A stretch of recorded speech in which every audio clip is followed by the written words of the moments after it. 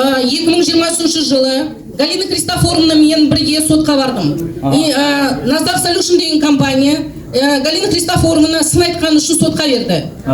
Подрыв деловой репутации деп. Сол кезде экологический кодекстің біздің қолымызда екенін көрдім. Сол кезден бастап осы экологический движение дейді ғой, қоғам отырыстарына қатысып жүрмін. Бүгін түнде специально ұшып келдім командировкадан осы отырысқа қатысайын деп. 17 ноябрь 2023 жылы осы АНПЗ-нің залында қоғамдық қорғау өздерінің проекттері болды. Сонда біздер арман бар, Галина Христофоровна 17 сұрақ қойдық. 17 сұрақты біз жауабын күтеміз деп бұларға жібердік. Біздер бірде-бір жауап алған жоқпыз.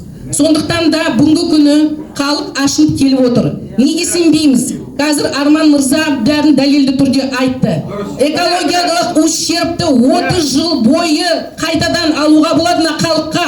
Экологический кодекс бойынша срок исковой давности возмещения ущерба по экологическому катастрофе 30 жыл. Сондықтан да 23-ті айтпаңыз, 24-ті айтпаңыз, 21-ті 20-ні айтпаңыз деген сөз, ол бос сөз. Ол бос сөз. Біздер 30 жыл бойы айтуға құқылымыз. Сонымен қатар 12 наурыз 2024 жылы біздер форум өткіздік экологиялық. Соның результаты бойынша қоғам Тоқаев мырзаның құрылтайға келгенде петициямызды бердік. Атырауды экологиялық қоғам тыңдаса болды. Атырау өңірін экологиялық катастрофа өңірі атаңыздар деп. Оны ешкім атамайды, бірақ комиссия келеді. Комиссияның ішінде медицинская полиция деген болады.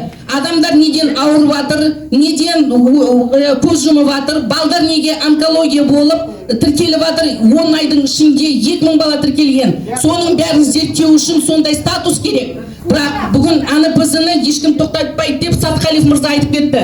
АНПЗ біздің қоғамға, біздің экономикаға керек дейді. Сонда Атырау халқы керек емес пе? Сондықтан да Атырау халқын құрбан етіп тұрып, онда экономиканың керегі бар ма? Мына Галина Христофоровна менен біздер міне 2 жыл бойы жұмыс жасап келе жатырмыз.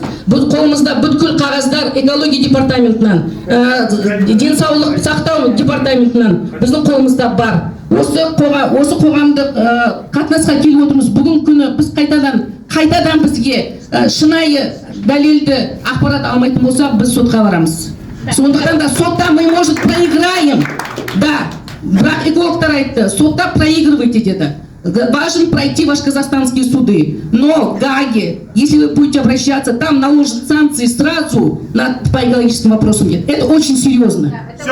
Дайте Галину, пожалуйста.